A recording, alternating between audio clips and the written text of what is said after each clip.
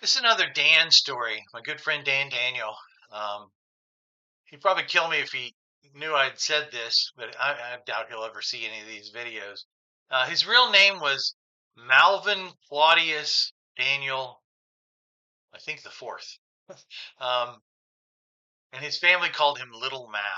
And but he went by Dan, and he was married to Becky Daniel, and Dan was the AP teacher at PHS, AP English, back when AP English was just one class, not two.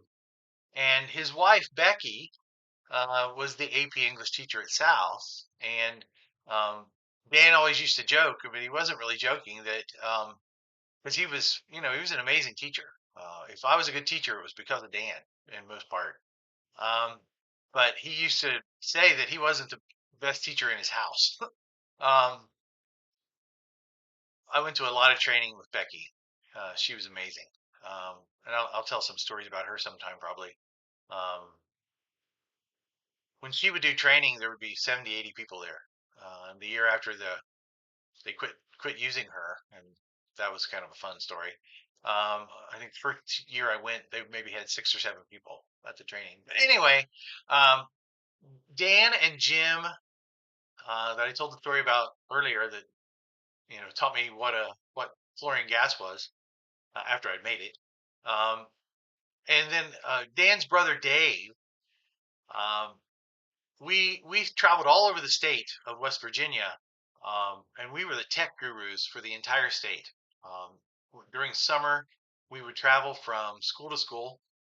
We did 7 or 8 different locations. We were there for a week at a time, and we were like gods. I mean, they treated us like celebrities because we could do amazing things, like we knew how to use a mouse and stuff like that. So we taught stuff like how to use a digital camera back when digital cameras had literally a floppy disk for memory and things like that, and how to use Microsoft Word and Microsoft PowerPoint and things like that. And those were heady days. They were just amazing, and we would be all over the state in the fall doing a shorter training. It was just really uh, it's a golden time for me. I remember enjoying it so much. Um, and it was during that time that I won the Milken Award. I'll tell that story sometime too. Um, but we just had silly things happen all the time, and I don't remember 90% of them. Um, but I'll tell some of those stories sometime. But it seemed like we always had stupid stuff, crazy stuff happen to us when we went out to eat. Um, and I remember um, we were in South Charleston, passing through South Charleston. I can't remember where we had come from, but we stopped there. And this particular trip, it was Dan and Dave and me. Jim wasn't there for some reason. Um, it was undoubtedly a summer training, and we couldn't all always go to them.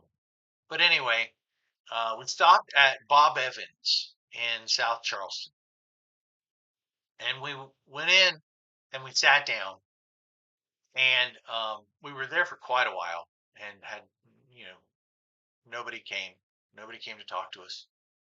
And eventually, I mean, literally probably 15, 20 minutes after we sat down, our server came, and she said hi and told us her name. And cannot remember the name. It was 30 some years ago. And the first thing she said after her name was, "I just need to let you know, this is my first day working by myself. So please be patient with me." And we're like, "Oh, sure. No problem." You know, we're, we're nice people. We really are nice people. Everything's going fine.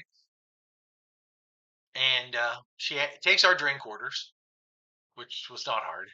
We all got water, and so she brings us our water, and like 15, 20 minutes later, she comes by and says, "How is everything?" And we're like, "Well, our water's okay, but we'd kind of like to order food." Um, oh, okay. I'm sorry. I thought I'd already taken your order. I remember all these years later. I remember the orders. Um, I ordered a wildfire chicken sandwich with fries. Dan ordered chicken and dumplings. and Dave ordered a cheeseburger and fries. Everywhere we went, Dave ordered a cheeseburger and fries. I mean, that was his. He had one food group: cheeseburger fries. If he could get it for breakfast, he would have. But he ordered cheeseburger fries, chicken and dumplings, which is now remember chicken and dumplings. That's a dish. That's like chicken on a plate with dumplings, like noodles type dumplings. And I ordered a sandwich and fries. And so she takes our order and she leaves. Um, and it continues like that for like an hour. She keeps coming back. How's it going? Well, our waters are empty and we still don't have any food.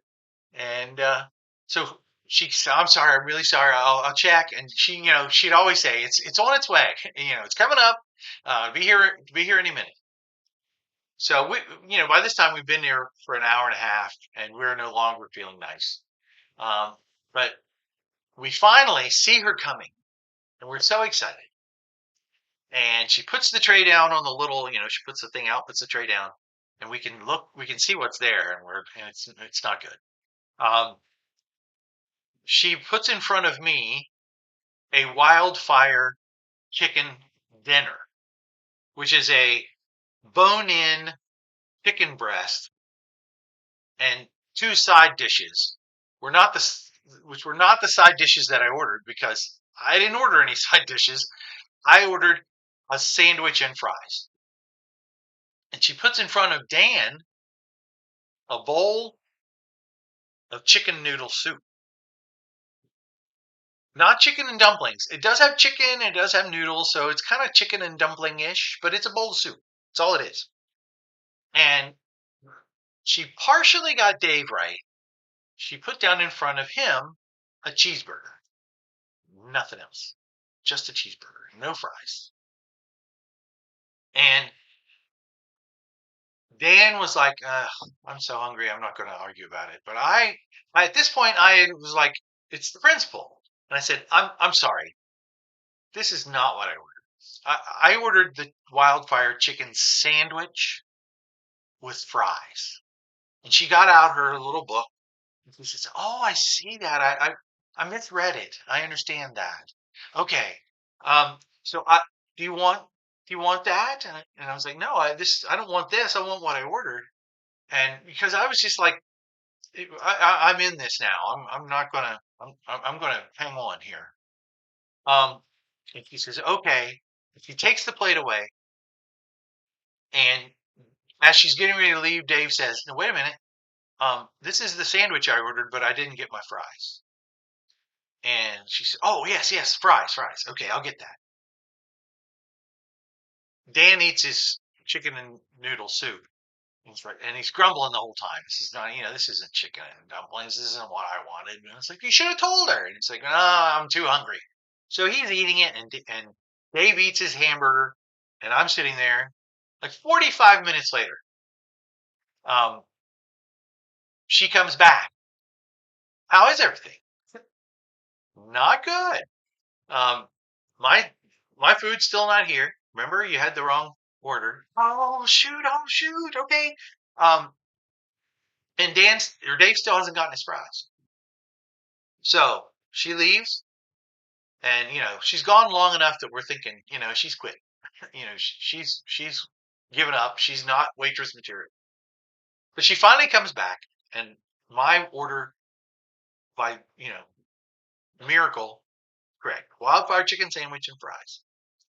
And she starts to leave, and Dave says something along the lines of, "Well, we know you can make fries. Well, I was wondering where are mine? Oh, you didn't get your fries? No, I never got my fries." And so eventually